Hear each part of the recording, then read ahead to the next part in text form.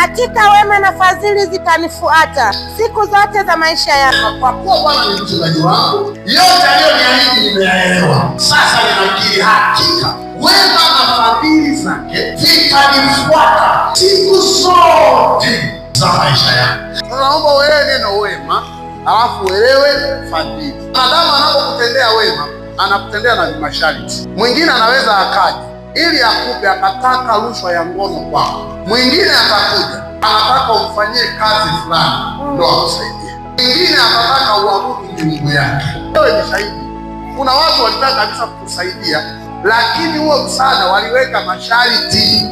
Ili mimi nikusaidie hiki, fanya hivi na hivi na hivi na hivi. Sasa wema wa masharti sio wema wa Mungu. Wema wa Mungu unakuja kwako bila sharti lolote. Kazi yako ili iende, unahitaji wema wa Mungu.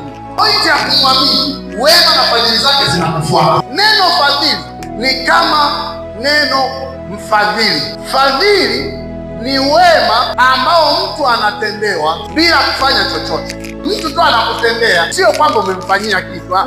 Yaani mtu tu anaamua kukufadhili.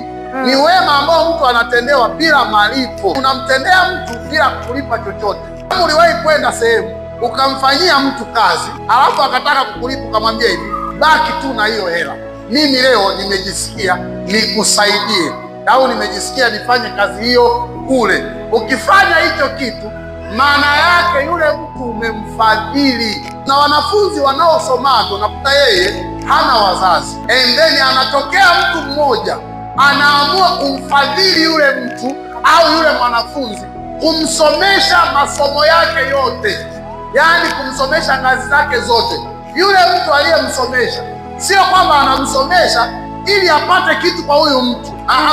Unamtaka tu yule mtu ndo ana huo wema, yaani yeye anapendaga tu kuwasaidia watu. So yaani tu yeye amejisikia, mimi huyu mtu nimsaidie, sitarajii kulipa chochote, kwa sababu hata huyu mtu aseme atamlipa vipi, hawezi kuifikia gharama ya yule mtu kumsomesha. Neno mfadhili, yaani neno fadhili ni wema ambao mtu anaupata bila kuuomba, bila kutaka chochote. Wema huu unaambatana na kitu kinaitwa rehema. Rehema ni huruma za Mungu kukuhurumia wewe au kukusaidia wewe, anakuhurumia tu pasipo sharti lolote. Sasa anaposema hakika wema na fadhili za Bwana vitanifuata kwenye maisha yangu, maana yake anamaanisha ule wema ambao unakuja kwenye maisha yako bila wewe kufanya anything. Yale matendo yake mema ndo yanakuwa juu yako, kibali chema kinakuwa na wewe. Amen.